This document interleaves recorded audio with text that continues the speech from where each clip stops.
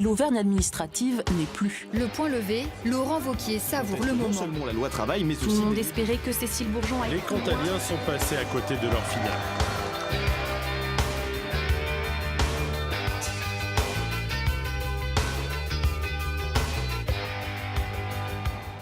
Cette année plus que d'autres, la RCEA, la route de la mort, aura mérité son nom.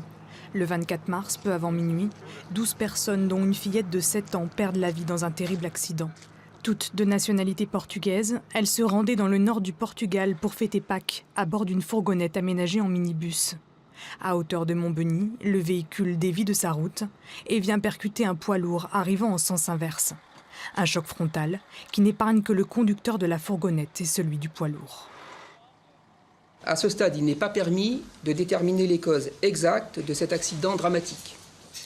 Les premiers dépistages alcoolémie sur les différents conducteurs se sont révélés négatifs. Quelques jours après le drame, l'enquête révélera que l'aménagement du fourgon n'était pas homologué et surtout non adapté pour transporter autant de passagers. Le permis du conducteur n'était pas en règle. Depuis, des travaux ont été effectués sur ce tronçon particulièrement dangereux. Des plots, une ligne tracée, insuffisant pour le maire de Montbeugny. Les Portugais, ça faisait des kilomètres qu'il était en infraction, ligne blanche, pas ligne blanche, qui franchissait allègrement. La ligne n'aurait rien changé. Le secrétaire d'État au transport, en visite dans l'Allier en octobre dernier, a annoncé la mise en service d'une route de fois deux voies. Début des travaux en 2019. Juin dernier, le sourire de Renaud Messonnier. Le jeune altiligérien vient de passer 8 mois dans une prison népalaise. On a vraiment mené un long combat et on a gagné, on a fini quand même par gagner. Parti en mai 2015 pour un tour du monde, Renaud est arrêté en octobre à la frontière népalaise pour possession de faux billets. Le jeune homme est en fait victime d'une arnaque. En voulant faire du change dans la rue, l'homme avec qui il traite lui procure de fausses coupures. Puis, en fouillant son sac à dos, les policiers découvrent des billets d'offrande destinés à être brûlés. L'Auvergnat est condamné à 1 an de prison ferme. Pendant ce temps, à Monistrol-sur-Loire, son village d'origine, la mobilisation s'organise autour des parents du jeune homme. On organise des actions pour récolter des fonds, pour aider à régler tous les frais qui incombent aux parents de Renaud. Pendant des mois, le collectif va enchaîner les actions et convaincre les élus d'agir. L'ambassade de France au Népal va peser de tout son poids. 8 mois après le début de sa détention, Renaud est finalement gracié par la présidente népalaise. Il retrouve enfin ses parents. Je savoure de pouvoir à nouveau les prendre dans mes bras, de revoir mes frères aussi, toute ma famille, ma grand-mère, ma tante, tout ça. Enfin, c'est autre chose que les parloirs en prison, ça n'a rien à voir bien sûr. Une mésaventure qui ne lui a pas ôté le goût du voyage. Renaud compte bien repartir pour poursuivre son tour du monde. Août 2016, comme chaque année depuis 31 ans, le festival de théâtre de rue d'Aurillac bat son plein. 100 000 festivaliers sont attendus sur 4 jours.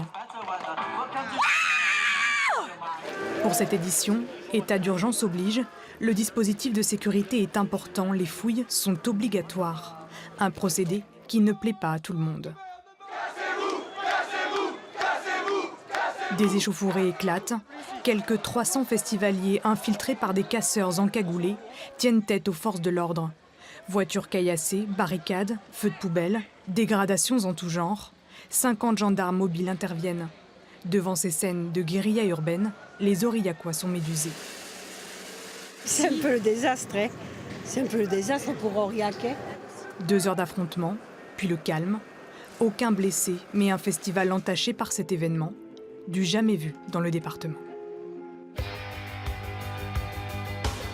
Lundi 14 novembre, le début de 15 jours de procès. 15 jours pour la vérité. Cécile Bourgeon et Berkane Makhlouf comparaissent devant les assises de Riom. Ils doivent répondre des faits de violence volontaire ayant entraîné la mort de Fiona, 5 ans, en 2013. L'espoir de tous, que les accusés dévoilent enfin où est le corps de la petite fille, jusqu'alors jamais retrouvé. Mais les jours se suivent et les déclarations des accusés restent inchangées. Tous deux se rejettent la faute et sont frappés d'amnésie. Le père de Fiona est résigné. Aujourd'hui, à part la peine exemplaire, il n'y a pas grand-chose à espérer de Madame Bourgeon et de son compagnon. Drogue, violence, maltraitance affective et physique, la France entière découvre dans quel contexte grandissait la petite Fiona. L'émotion est grande, si grande que le président menace à plusieurs reprises de faire évacuer la salle. Une émotion qui atteint son paroxysme le vendredi 25 novembre, jour du verdict. Cécile Bourgeon est condamnée à 5 ans de prison. Berkane Makhlouf, lui, écope d'une peine plus lourde, 20 ans. Un verdict qui provoque l'ire de la salle d'audience. Déferlement de haine lors du passage du convoi qui transporte les 2 détenus. L'avocat de Berkane Makhlouf et ceux de la partie civile ont fait appel. Un nouveau procès est attendu en 2017.